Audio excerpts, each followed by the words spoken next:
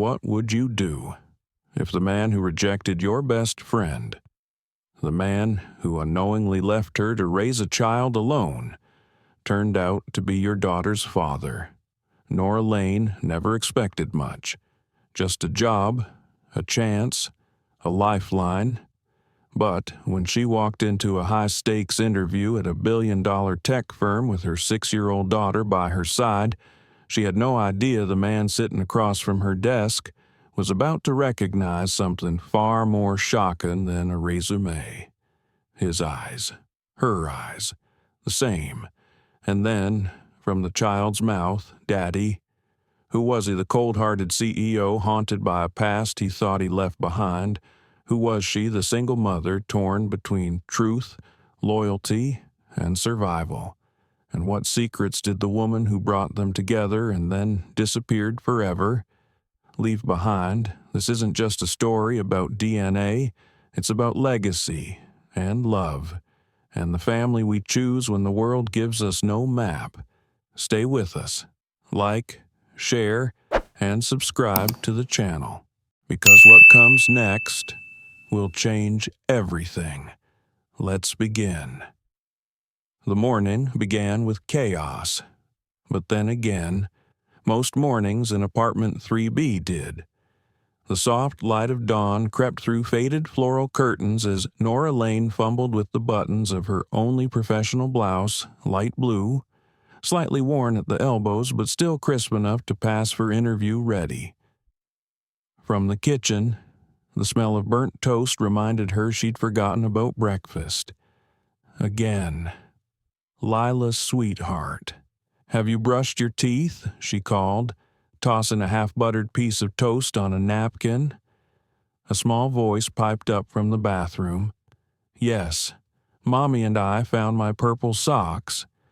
Nora smiled despite the tension winding in her stomach. 6-year-old Lila had an uncanny ability to find joy in the smallest of victories. Purple socks were a good omen, right? This wasn't just any day. This was the day. After months of juggling freelance gigs and part-time jobs that barely covered groceries, she had finally landed a job interview with Whitaker Technologies. They weren't just a company. They were the company. Cutting edge, prestigious, stable. A job there would mean insurance, rent on time, maybe even a fridge that didn't groan in the middle of the night. Nora took a deep breath and leaned toward the mirror, smoothing her chestnut-brown hair into a simple bun. Her fingers trembled slightly. It wasn't just the pressure of the job, it was the balancing act of being a single mother. And today, that act was about to get a little more complicated. Mrs.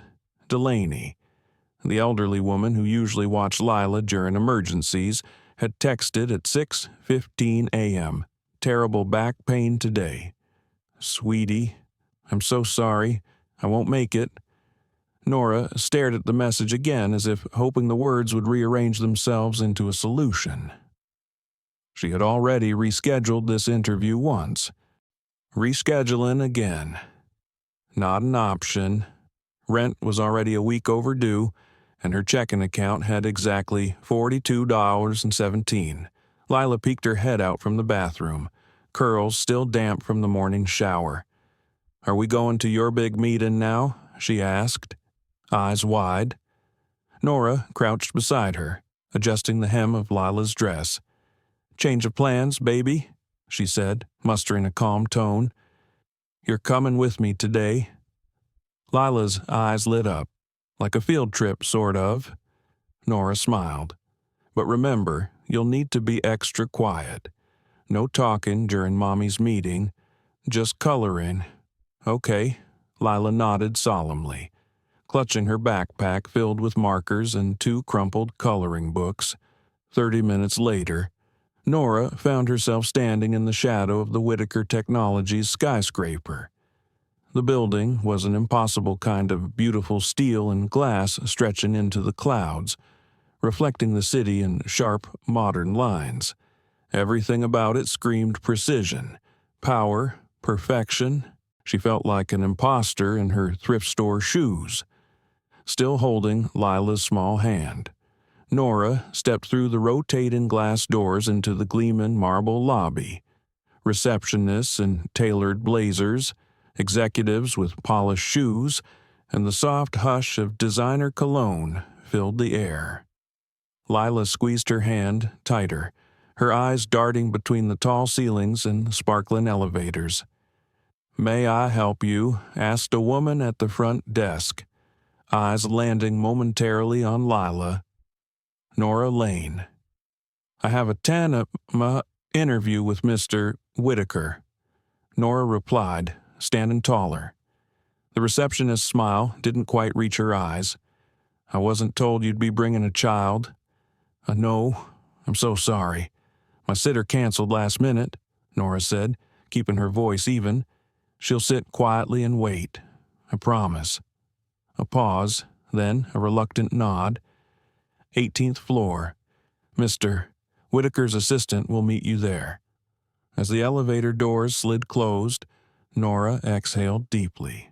Lila looked up at her and whispered, "Do I get to meet the boss?" Nora chuckled, ruffling her daughter's curls. "I hope not, kiddo." But fate had its own agenda, because what happened next would shatter everything she thought she knew about her life. And his. Graham Whitaker didn't believe in luck. Luck, to him, was just chaos with a flattering name. He believed in systems, performance, data. He believed in waking at 5:30 a.m., green smoothies, and silent meditation. And he believed wholeheartedly that people only got what they were willing to fight for. That belief had made him a billionaire by 36. At 39, he was the CEO and founder of Whitaker Technologies, a name synonymous with innovation, AI breakthroughs, and ruthlessly efficient leadership. But today, something felt off. He stood at the massive glass window of his corner office on the 18th floor, coffee in hand, staring out over the city skyline. Beyond the buildings, clouds rolled in over the bay, thick and unsettled. Just like him, his fiancée, Sabrina Moore, had stormed out the night before again. "This isn't what we agreed on." "Graham," she'd said, voice sharp with polished resentment. "You're always working, always distracted. What's the point of planning a wedding you don't seem excited about?" He hadn't had a good answer. Not one that felt honest, anyway. Graham turned from the window and walked to his desk, where a schedule of meetings waited color-coded, prioritized, structured to the second: product review, investor call, board prep, and, curiously, a last-minute candidate interview his assistant Miles had insisted he take himself. He almost canceled, but something in the candidate's resume had stood out. 7 years of marketing experience, then a long gap, freelance work, single mother, something real in it, untidy, but real. Graham didn't usually give second chances, but today he was given one to a woman named Nora Lane. At exactly 9:58 a.m., his intercom buzzed. "Mr. Whitaker." Miles's voice crackled through. "Your 10 o'clock is here," and she brought a child. A pause. A long one. "I'm sorry, what?" "She has a little girl with her. Looks about 6. Apparently, child care fell through." Graham closed his eyes. This was why he hated surprises. Give them 5 minutes, then send her in. When the door opened, Graham didn't look up immediately. He was reviewing her resume again, noting the freelance years and wondering what story lived between those lines. "I appreciate you making time for me today," a calm voice said. He glanced up, and everything stopped. The woman standing before him had a presence he didn't expect. Her blouse was plain but neat, her skirt modest, no makeup, No theatrics, just dignity and quiet strength in her posture. Behind her, a little girl clutched a coloring book, peeking from behind her mother's leg. She had green eyes. Startlingly green. His heart thudded once. Hard. "Nora Lane?" he asked. "Yes," she replied. "And this is my daughter, Lila. I understand this is highly unusual. My sitter canceled last minute. I brought activities to keep her busy." "She won't be a distraction." Graham glanced at Lila, who was now seated in the corner of the room, unpacking crayons with meticulous care. "Understood," he said slowly. "Let's begin." He started the interview as he always did. Crisp questions, clipped tone, no warmth. "What are your strengths? Why did you leave your last position? Why the 7-year employment gap I chose to work freelance after becoming the legal guardian of my daughter?" Nora answered, her voice steady. "I needed flexibility, but I'm ready for full-time work now that she's in school." Her tone didn't beg. It stated quiet conviction. Graham nodded, noting the way she didn't flinch at the tough questions. She wasn't trying to impress. She was trying to survive with grace. Then, just as he was preparing to ask about her portfolio, the unexpected happened. The child. She was suddenly standing. The receptionist must have opened the wrong door, or perhaps she simply got curious. Lila looked directly at Graham. Her green eyes widened, and then she smiled. "Daddy." The word echoed through the glass and steel office like a siren. Nora froze. Graham blinked, unsure he'd heard correctly. The little girl ran across the office and wrapped her arms around his legs before anyone could stop her. "Daddy, it's you," she beamed. "I knew it." The world tilted. The silence was thunderous. Graham looked down at the child hugging his leg, and then up at the woman who had just shaken the foundation of his carefully constructed life. Nora's face was pale. She's never said anything like this before. She stammered. "I don't know why, Lila, sweetheart. Come back here." Lila held on tighter. "But, Mommy," she said brightly, "he's the man from the picture in your box." Graham's breath caught in his throat. "What picture?" he asked quietly. Nora looked like she might faint, her voice barely above a whisper. "She means a photograph of my best friend. Her name was Elena. She passed away 6 years ago." Graham's blood turned to ice. Elena full name, Elena Matthews. He sank into his chair. Elena. He hadn't spoken her name in years, but now, her child, their child, was standing in his office, calling him Daddy. Everything he thought he knew about his past, his future, had just shattered. The room was still. Not the kind of stillness that comes with peace, the kind that comes right before a storm. Graham sat frozen, his gaze locked on the little girl clinging to his leg. Lila, her small arms wrapped around him like she'd done it 1,000 times before. But he'd never seen her before today. Her eyes, Elena's eyes, sparkled with recognition. "Lila, honey," Nora said, voice trembling as she stepped forward. "Come here, sweetheart." Lila looked up, confused by her mother's tone. "But, Mommy." "He's come here," Nora said again, this time more firmly. Graham, gently, almost mechanically, peeled the child's arms from around his leg and guided her back toward her mother. Lila obeyed. Eyes downcast now, her joy had melted into something fragile and unsure. The door clicked quietly shut behind the receptionist, who had wisely disappeared from the unfolding scene. Graham rose slowly, towering over the desk. His voice, when it came, was dangerously calm. "I need an explanation." Nora's eyes flickered with panic. I don't know why she said that. I swear, I didn't put her up to it. Then how? He asked, his jaw tight. Does she know who I am? She doesn't. She's never met you. I swear to you, Mr. Whitaker, this wasn't planned. He crossed the room in 2 steps and stood just feet from her, his voice lower now. Elena Matthews. The name felt heavy in his mouth.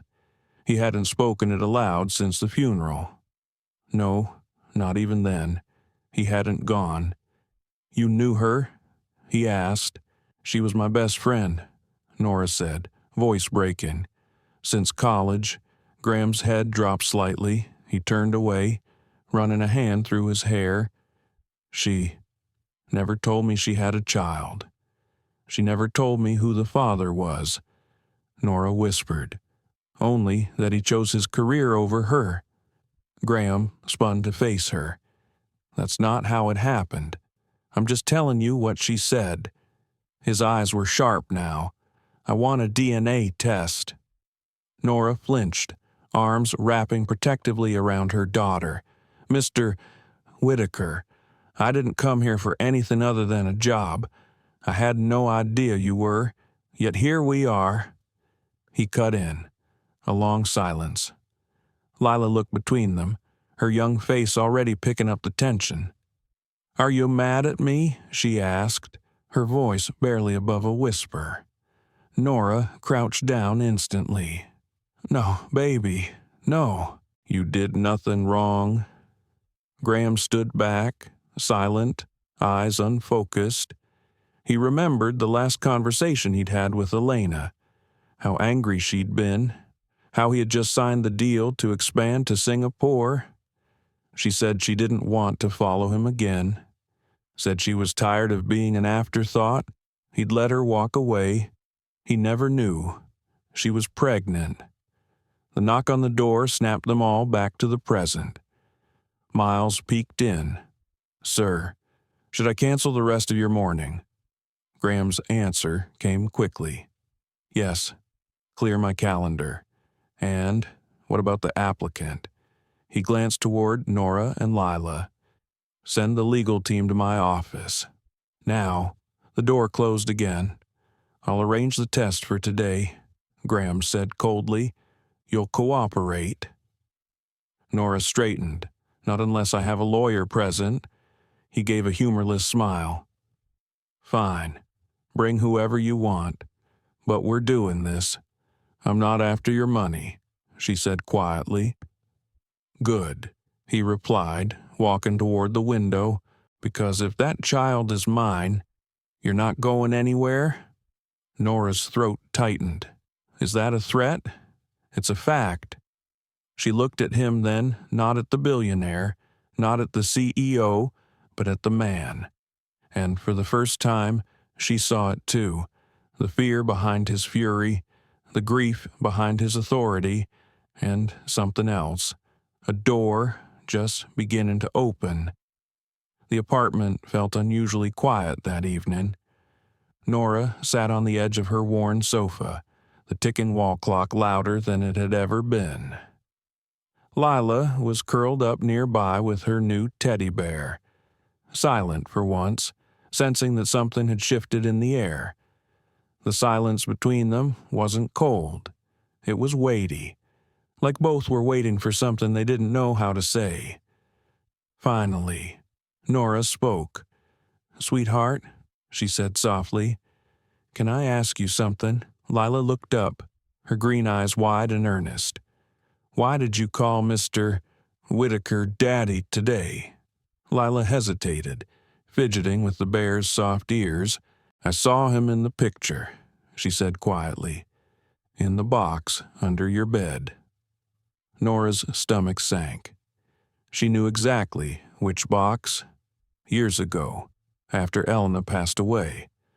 Nora had gathered everything her best friend left behind. She stored the keepsakes in the cedarwood box photos, handwritten notes, a necklace Elena always wore, and one single photograph of Elena, standing beside Graham Whitaker. In the photo, he was smiling in a way she hadn't seen today, boyish, carefree, in love. It was the only photo Elena ever kept of him, though she never spoke his name. Nora had found it once, tucked between pages of an old journal. Elena had simply said he was the one who got away. Lila looked down at her hands. "I wasn't trying to be bad," she whispered. "I was looking for stickers, and I found the box. He looked just like the picture." Nora sighed, her heart breaking not with anger, but with understanding. "You weren't bad, baby," she said gently. "You were curious." She reached for Lila's hand and held it. "But listen to me. Okay, just because someone was in a picture with Aunt Elena doesn't mean he's your father. But you always said my daddy was in heaven with Aunt Elena," Lila said. "If he's not, was that not true?" Nora froze. That lie, spoken years ago out of love and simplicity, now sat between them like a wall. "I didn't want you to feel unwanted," Nora said quietly. "You were so little. I thought it would be easier if you believed they were both watching over you from the same place." Lila leaned her head against her mother's arm. "Do you think he's mad at me?" "No, sweetheart," Nora said, brushing a curl from her daughter's forehead. "He's just surprised." She didn't add terrified, conflicted, unraveling. That wasn't for a 6-year-old to carry. Later that night, after Lila had fallen asleep, Nora sat alone in the kitchen with the wooden box open in front of her. She pulled out the photo again. There they were, Elena and Graham, wrapped in each other's arms on some coastal boardwalk, the ocean crashing behind them, a candid shot, wind in their hair, so much joy. She never knew his name, never connected the man in that photo to the Whitaker empire, to this building, to that office, until today. She studied his eyes, frozen in that moment of youth, and realized he hadn't changed as much as she thought, still guarded, still watching the world through glass. But back then, he smiled differently. She set the photo down and let her head fall into her hands. This was too much, too fast. And now, Graham Whitaker had called in lawyers, DNA tests, courtroom tones, and power plays. But underneath all that, there had been something else. For a flicker of a moment, when he first looked at Lila, he'd seen it. Recognition, not just in her eyes, but in himself. Meanwhile, across the city, Graham sat in his penthouse, staring at the same photograph Nora had kept hidden. He'd asked Miles to pull any archived digital images from his college years with Elena. Most were gone, but one had survived uploaded to a forgotten alumni forum. This one. Elena's eyes in the photo looked exactly like Lila's. It wasn't just the color, it was the expression. Curious, kind, wide open. He hadn't known she was pregnant. She hadn't told him. Why, he thought back to that night 6.5 years ago when they had fought in her cramped apartment on 14th Street. "You're always chasing something," she had said. Tears in her voice, deals, headlines, more, but you never chase me. He had told her she was being unfair.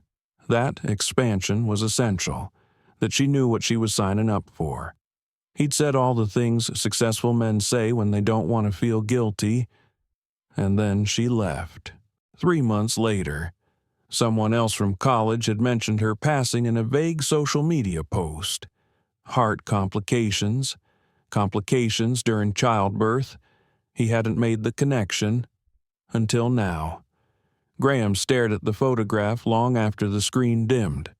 Not as a CEO, not as a groom-to-be, just as a man trying to process the life he didn't know he'd lost, and the one he might still have a chance to reclaim. The waiting room was far too quiet. Muted gray walls, glossy brochures no one ever read, a ticking digital clock that seemed to move slower than time itself. Nora sat stiffly in a vinyl chair, her hands wrapped around Lila's like a safety harness. Across from her, Graham Whitaker stood with arms crossed, his expression unreadable. He hadn't said a word since they arrived at the private lab. No apology, no reassurance, just silence. And that, more than anything, made Nora's stomach twist. Lila swung her feet above the floor, humming softly as she colored in a dog with purple ears, blissfully unaware of the swirling tension around her. The lab tech emerged at last, clipboard in hand. Miss Lane, Mr.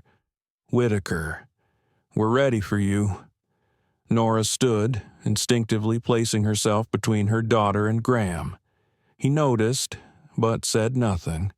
Inside the collection room, the process was swift, mouth swabs. Lila giggled when the cotton tip tickled her cheek. Graham didn't even flinch. Results will be available in 48 hours, the technician said with clinical precision. 2 days, 2 days that could change everything. Later that evening, Nora stepped into her apartment. Lila, already fast asleep in her arms. She laid her daughter down gently, brushing a curl from her forehead, and whispered, "Sweet dreams, baby." But there would be no dreams for her, just unanswered questions and a growing storm. As she stepped into the kitchen, a knock came at the door. Nora frowned. It was nearly 9 p.m. Opening it, she came face to face with a woman dressed in a fitted ivory suit, heels too sharp for comfort, and an expression like glass. "Miss Lane," the woman said, voice perfectly neutral. "I'm Sabrina Moore." Nora recognized the name instantly. Graham's fiancée. "I believe we need to talk." They sat on opposite ends of the kitchen table like opposing attorneys. Sabrina didn't waste time. "I'm going to be very direct because I find it spares everyone unnecessary discomfort." Nora nodded. "By all means, I understand this situation has taken you by surprise. But let me be clear, Graham and I are engaged to be married. Our lives are carefully built, carefully planned. This is not part of that plan." Nora's spine straightened. "This is a child we're talking about." Sabrina tilted her head. Is it Nora's mouth parted slightly in disbelief? "You're questioning whether she's real. I'm questioning whether she's Graham's, and whether she needs to be inserted into our lives at all. You see," Sabrina continued, her voice silk over steel, "there are many ways to ensure financial support without disrupting reputations, families, or public futures." Nora's voice turned cold. "I didn't come to Graham. I came to a job interview, and left with a paternity claim," Sabrina said, smiling. "Quite the exit strategy." The words hit like a slap, but Nora didn't flinch. "You're afraid," she said quietly. Sabrina's smile faltered. "You see what he saw in Elena," Nora added, "and you see it again in Lila." "I see a disruption," Sabrina snapped, "and disruptions can be managed." Nora stood. "This isn't a business meeting.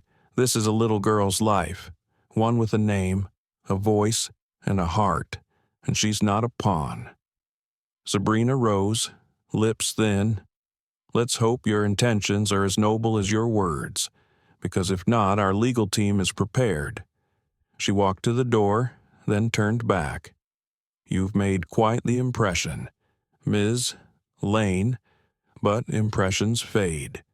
Graham values clarity, structure, control. Remember that. and then she was gone. At the same hour, across town, Graham stood on the rooftop balcony of his penthouse, glass of scotch in hand. City lights sprawled beneath him like circuitry. He hadn't told Sabrina about the test. Not really.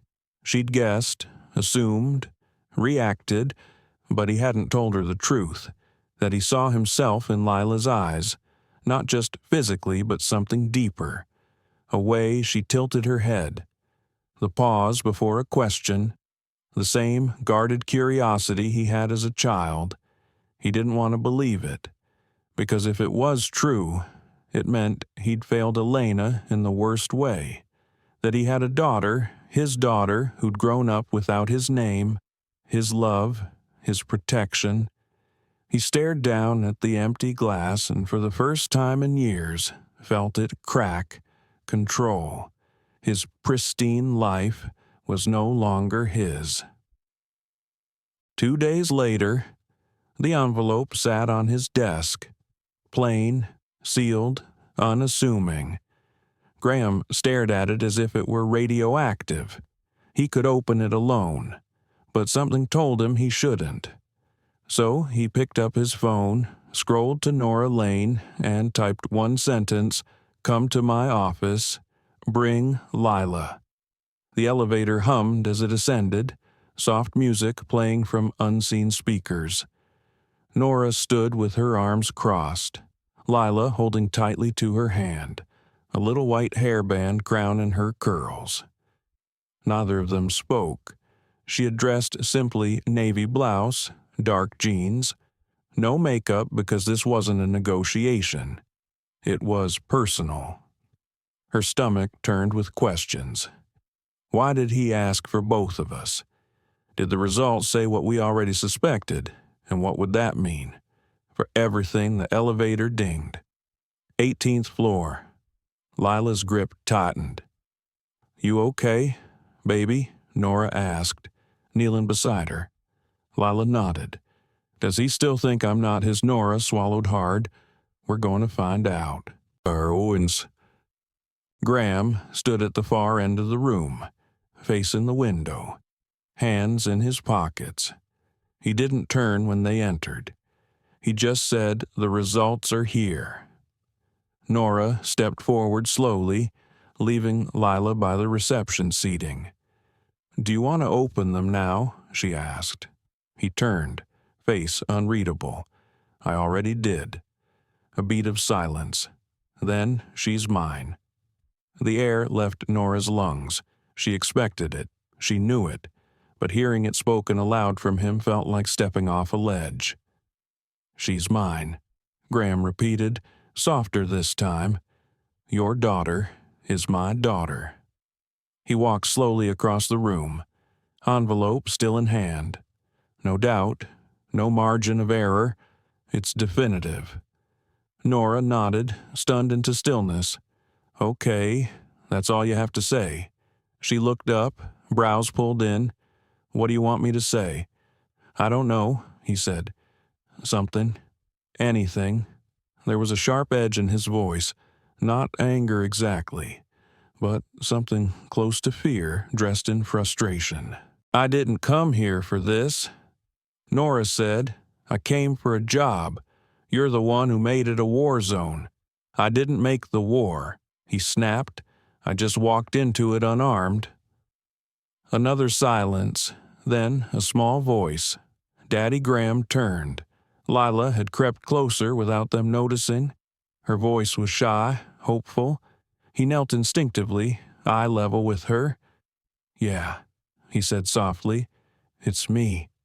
She smiled. "Do I get to stay with you now?" The question pierced the room. Nora stepped forward. "Lila, we haven't decided anything yet, but he's my dad," Lila said, confused. "He's here. You said he didn't know before. Now he knows." "I did say that," Nora said gently, "but it's still complicated." Lila looked between them. "Is this like when people fight on TV and then hug? That broke the tension?" Graham almost laughed. Nora did laugh a soft, strained chuckle that felt like it had been waiting weeks to be let out.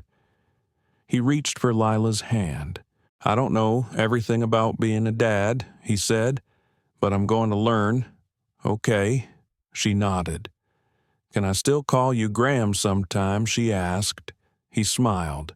"You can call me whatever makes you feel safe." Later, after Lila had been escorted downstairs with Miles and a coloring book, Nora stayed behind, just the two of them. No child to buffer. "You want custody?" she asked flatly. "I want to be part of her life." Graham replied. "I want to share the responsibility. Weekends and holidays," she said, with a hint of bitterness. "Scheduled calls and birthday gifts from your assistant." He didn't flinch. "I want more than that." She folded her arms. Why? The question lingered. "Because," he said, "I'm not the man I was 6 years ago." And because when she looked at me today and said, "Daddy," I didn't feel caught. I felt, found. That stopped her. "I'm not asking you to trust me," he added.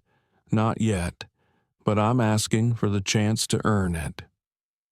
Nora looked down, voice barely above a whisper.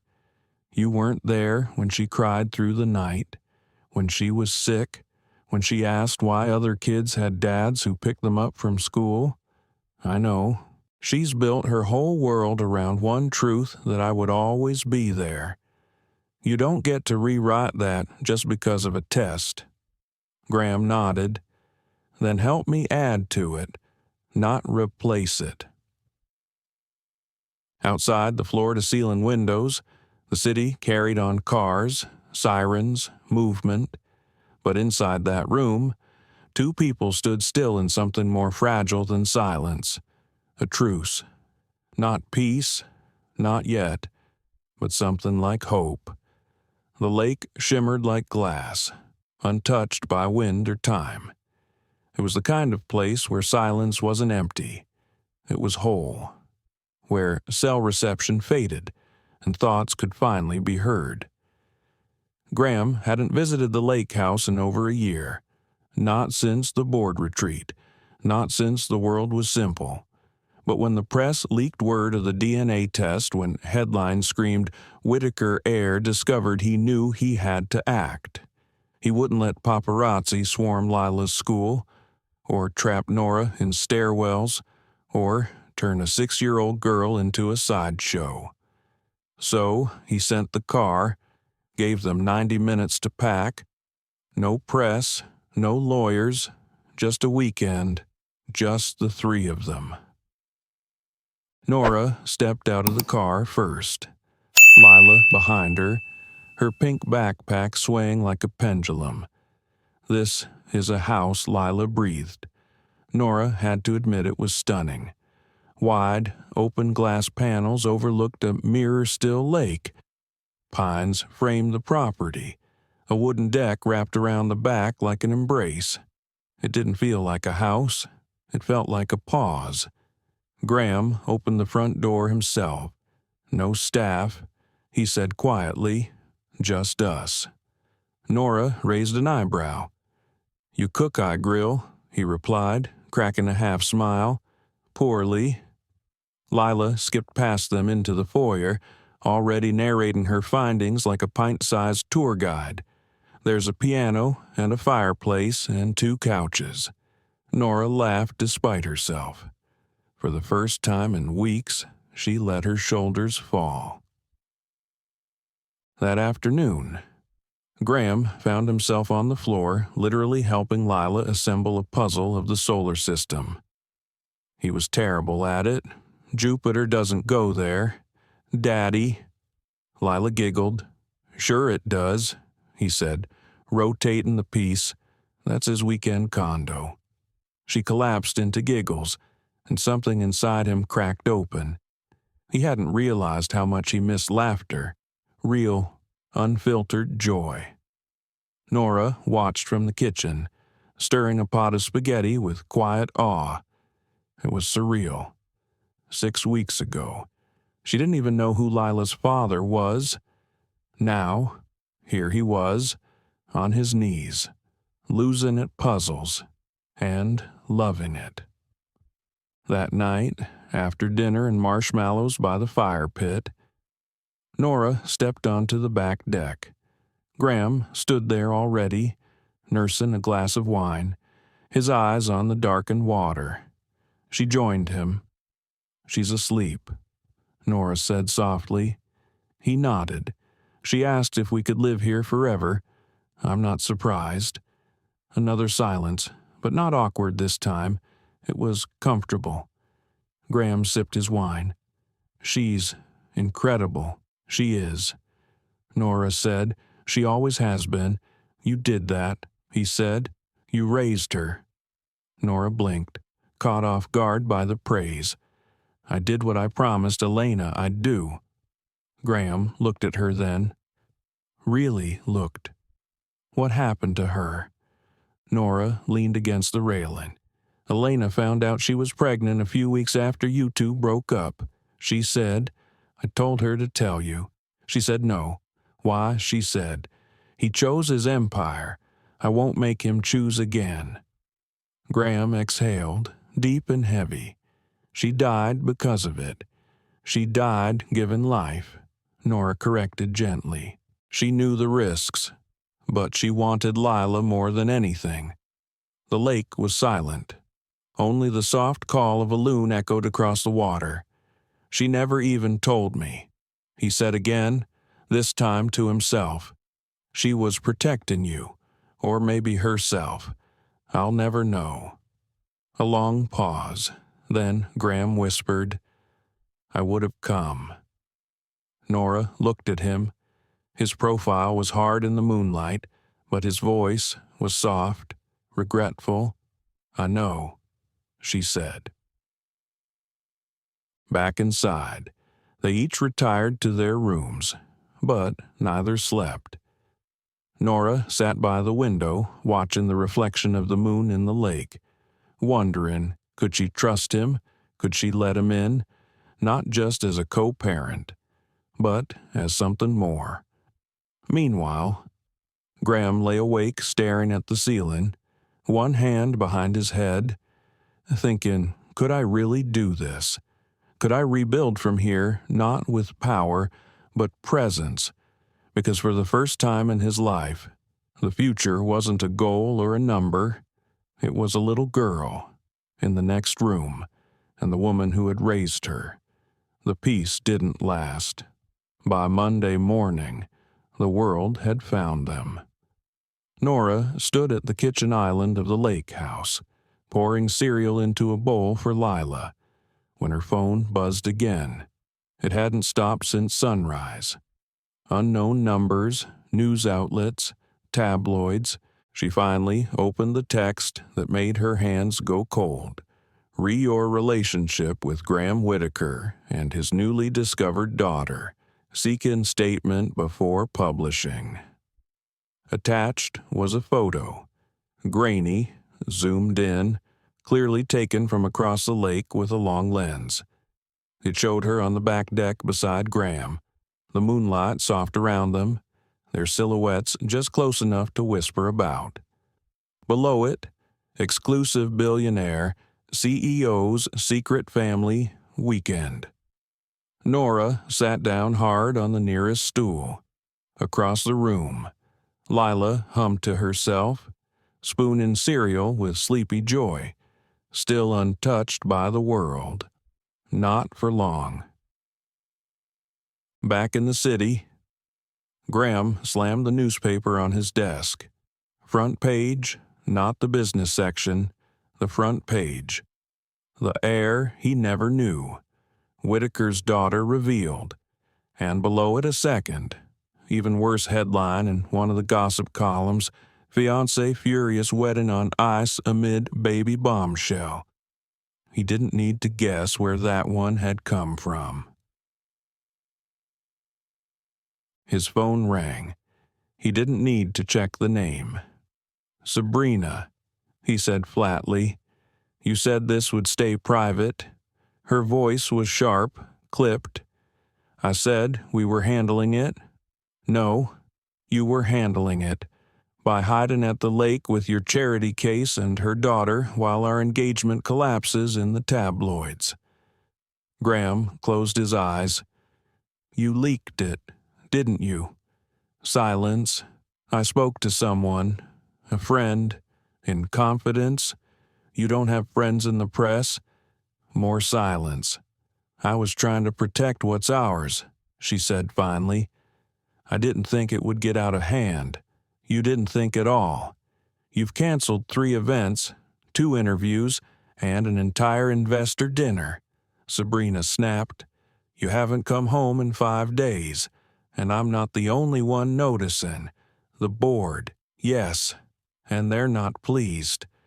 Graham's voice dropped. Neither am I. He hung up. Back at the lake, Nora stood on the dock, arms wrapped around herself as wind rippled across the water. Graham found her there. We should head back, he said gently. She didn't turn around. It's all over the internet. I know. She finally looked at him. She's 6, Graham. She still thinks privacy is what you do when you shut the bathroom door. He sighed. I'm sorry. She didn't ask for this. Neither did I. He nodded, swallowing hard. I can get a statement out, he said. We'll push back on the narrative, shift focus. I'll send security to your apartment.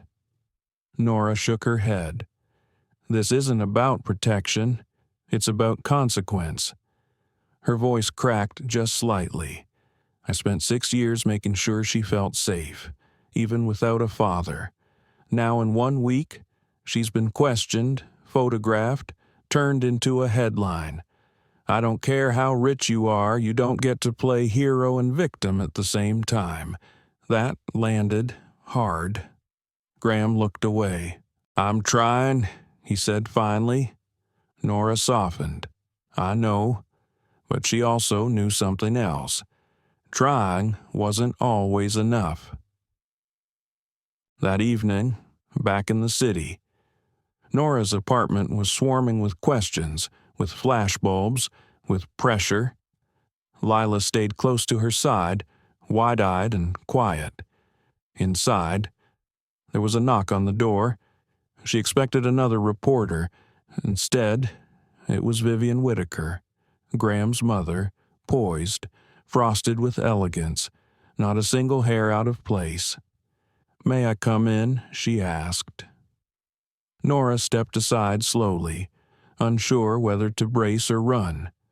Vivian looked around the modest apartment with faint judgment. I understand this must be overwhelming for you. Your son's the one with the headlines, Nora replied coolly. Vivian's smile was sharp. And yet your daughter is the one at the center of it. Nora's shoulders tightened. What do you want? I came to assess. Nora blinked. Excuse me, Vivian set down her purse. My grandson's future is being reshaped by a woman I've never met and a child I've never seen. Forgive me for wanting to understand the stakes. She's not a stake, Nora said. She's a person. She's also a Whitaker. Nora drew a breath. Not unless she chooses to be. That silenced the room. Then Lila walked in, rubbing her eyes. Vivian looked at her, long, closely, and then her expression shifted, ever so slightly. Those eyes, that tilt of the chin, a Whitaker, undeniably. Vivian knelt. You must be Lila, she said softly. Lila nodded. Vivian offered a faint smile. I knew your mother, a long time ago. She was brave. Nora watched closely, unsure what she was seeing, softness or calculation, maybe both. Later that night, alone again, Nora watched her daughter sleep and asked herself what price would she pay to keep her safe, and in his penthouse. Graham stared at his untouched dinner and asked what would he sacrifice to keep them close. Because love, real love, doesn't just require courage, it demands cost. And the bill was coming due. The Whitaker estate was still as ever. It sat like a monument at the edge of Greenwich. Connecticut columns, tall and unyielding, marble polished to perfection. Every hedge was sculpted, every room arranged by decorators, not memories. To outsiders, it was elegance. To insiders, it was silence dressed in gold. Vivian Whitaker stood at the front door in her tailored navy suit, watching the black SUV approach. She didn't fidget, she didn't smile, she prepared. This wasn't a social call, this was an assessment. Inside the vehicle, Nora adjusted the collar of her sweater while glancing at Lila through the rearview mirror. "You okay?" she asked. Lila nodded, but she was quiet. More quiet than usual. She's not exactly a hugs and cookies kind of grandma. Nora warned softly. So just be polite. Don't worry about impressing her. Lila tilted her head. What if she doesn't like me? She doesn't have to. Nora said, forcing a smile. You're not here to earn anyone's approval. The front door opened as they pulled up. Vivian didn't waste time with greetings. She simply turned and walked into the foyer. The message was clear: follow or be left behind. Nora took Lila's hand and entered the lion's den.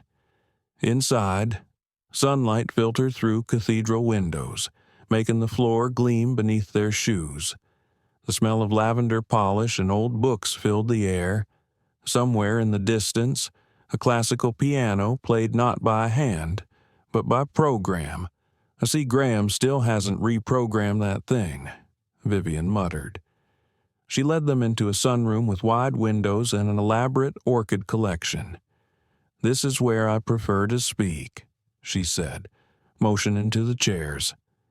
Nora nodded politely, helping Lila into a seat before sitting herself. Vivian studied Lila, not cruelly but critically, as if she were examining something priceless and deciding whether it was genuine. What's your favorite subject in school? She asked. Science, Lila replied immediately. And why is that? Because it explains how things work, even invisible things, like gravity or feelings. Vivian raised an eyebrow. Feeling she echoed.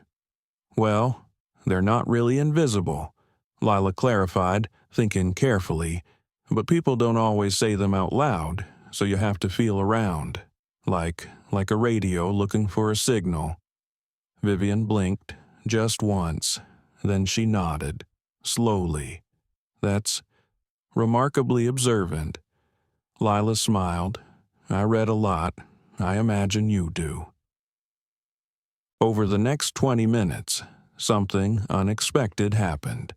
The questions continued, but the air changed.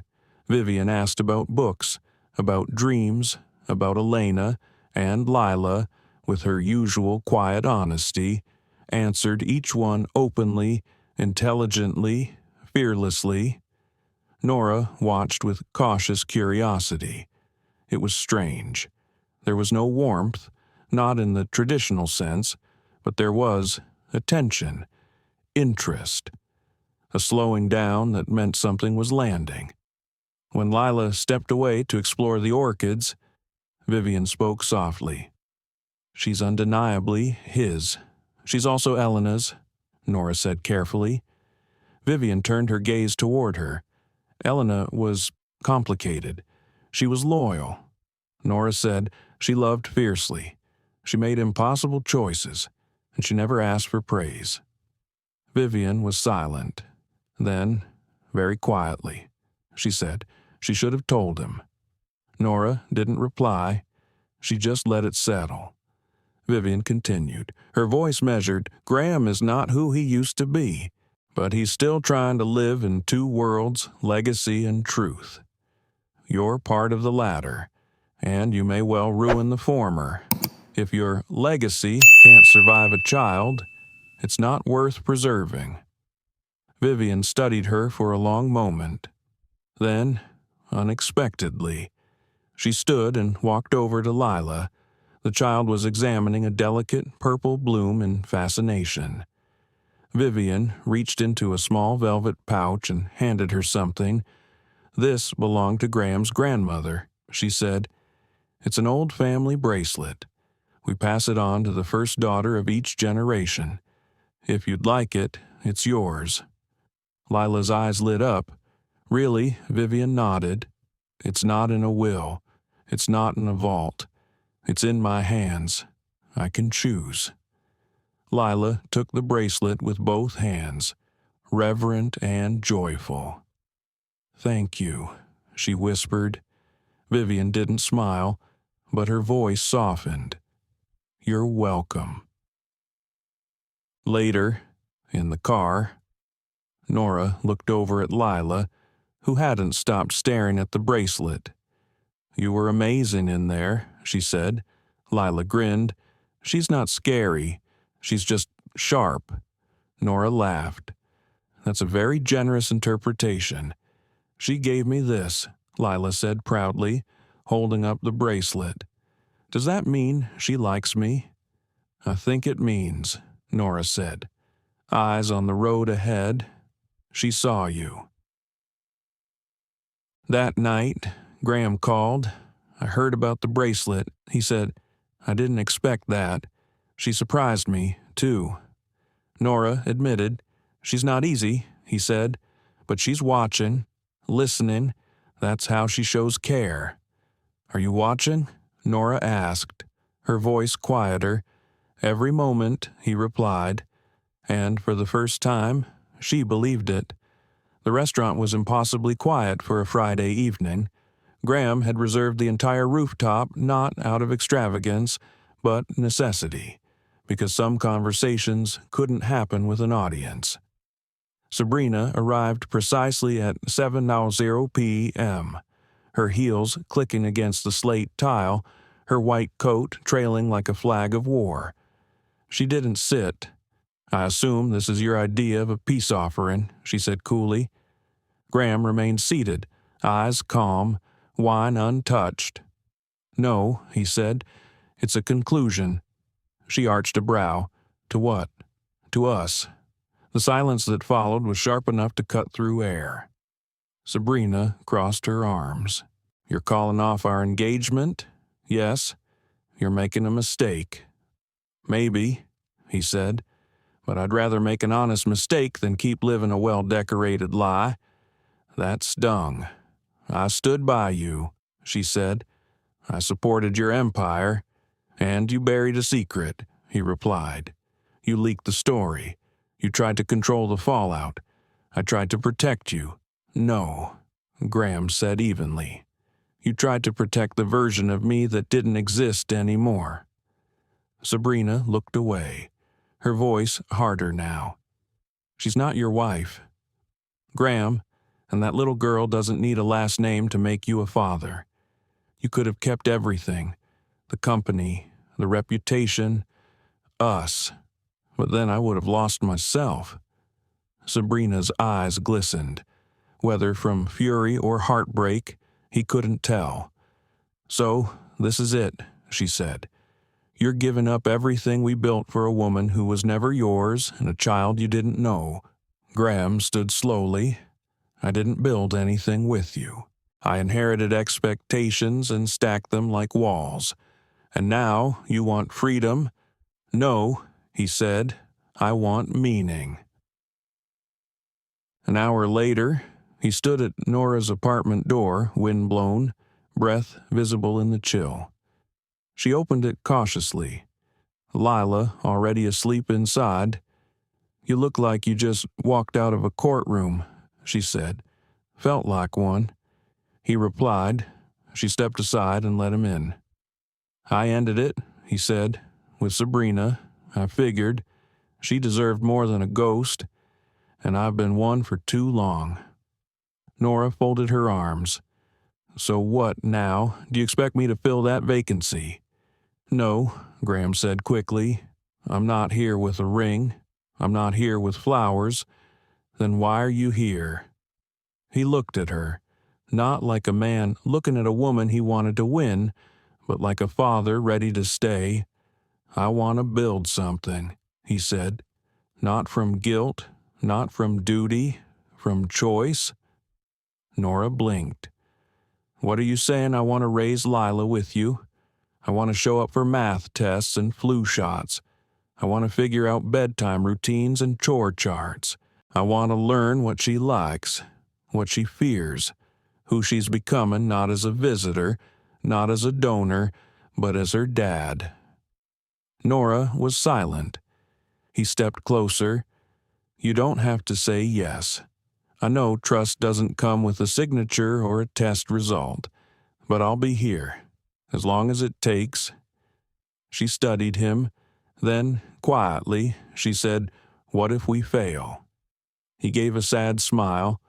Then we fail showing up, not walking away.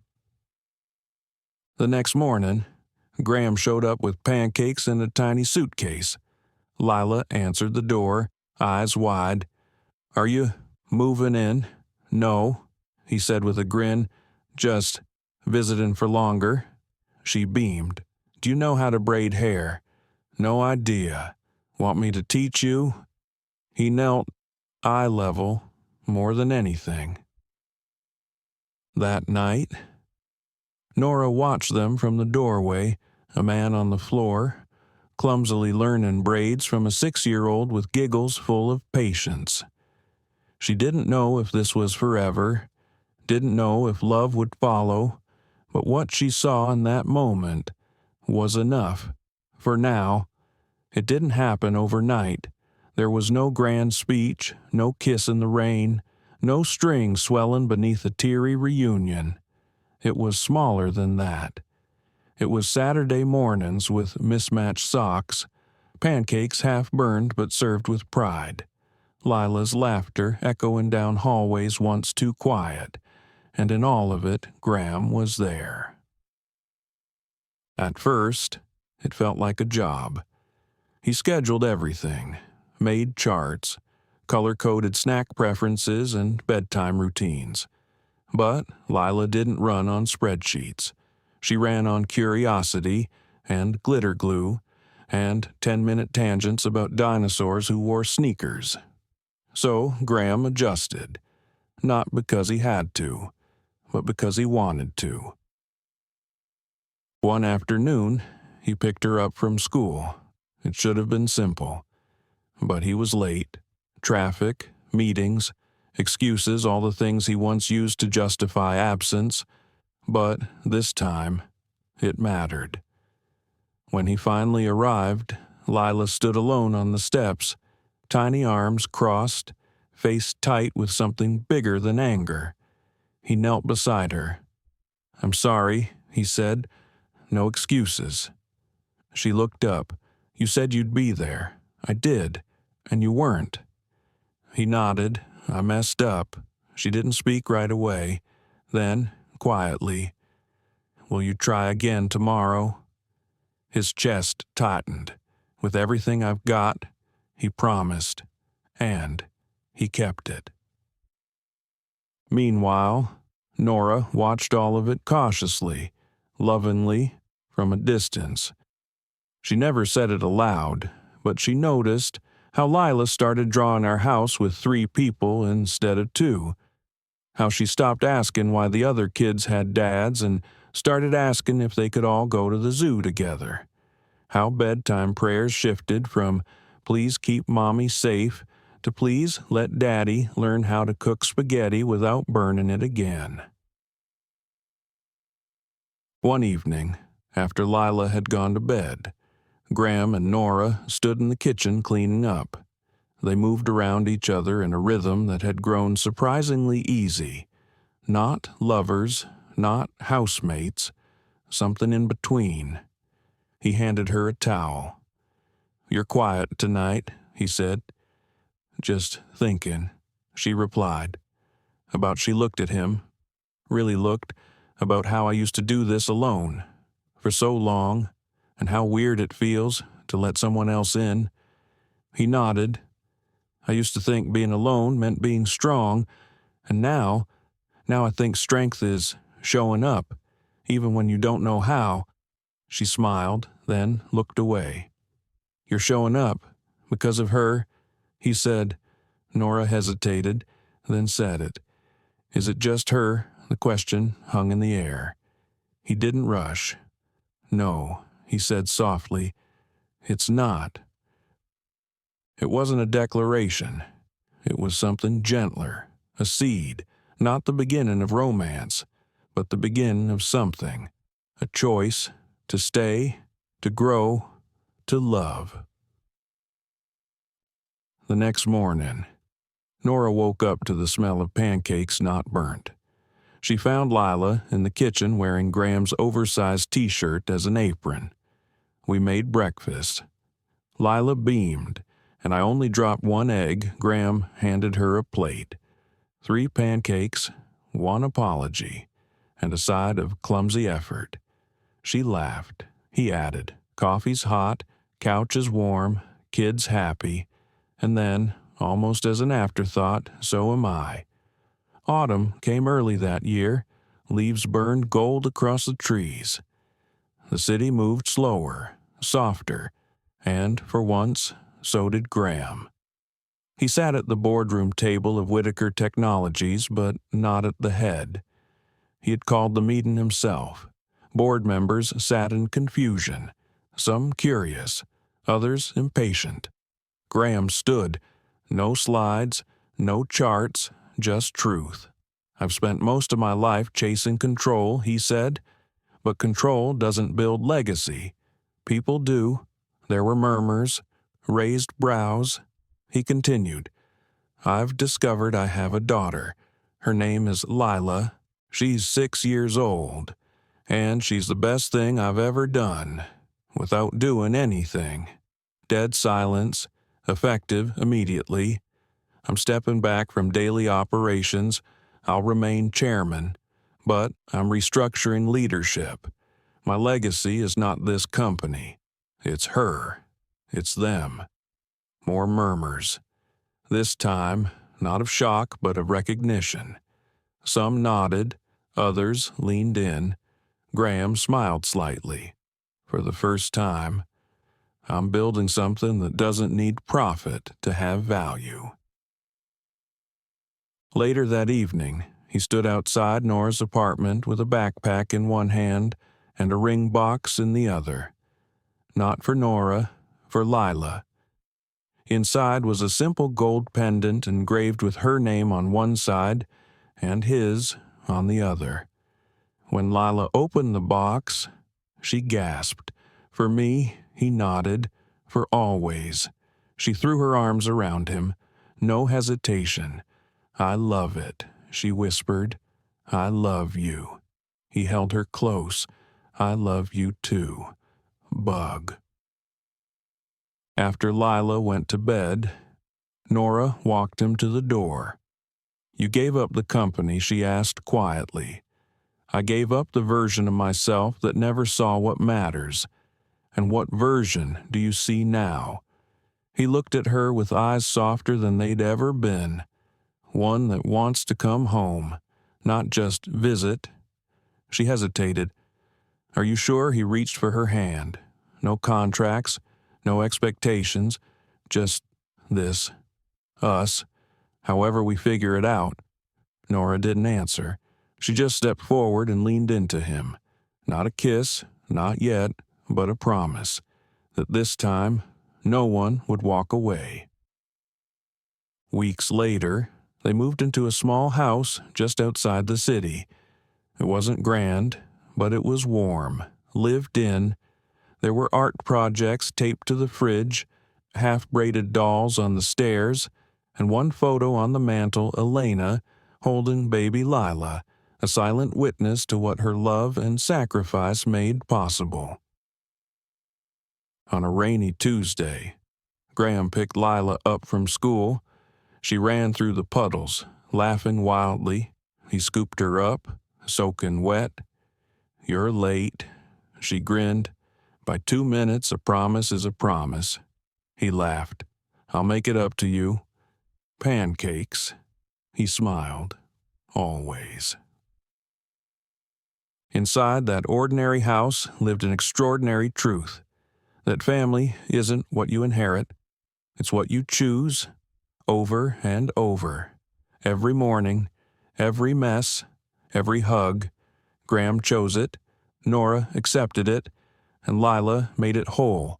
Sometimes, family isn't found in blood tests or boardrooms or carefully planned futures. Sometimes it's found on kitchen floors, over half-burnt pancakes, and through the brave, stubborn hearts of people who refuse to walk away. This is a story of redemption, of a man who learned that presence is more powerful than wealth, of a woman who chose love over fear, and of a child pure, honest, and brave who unknowingly healed them both. But it's also a mirror, a reflection of how easily society casts aside those who don't fit. Single mothers overlooked, children judged by circumstance, people labeled by status, not soul. We must ask, how many families have been erased by silence? How many hearts have been locked out by the gates of privilege? We invite you to feel, to reflect, to stand against the quiet cruelty of discrimination and in favor of kindness, courage, and second chances. If this story touched you, please like, share, and subscribe to our channel. More stories are coming real, raw, and unforgettable. Because here, we believe in the power of stories that heal. Until next time, with heart always,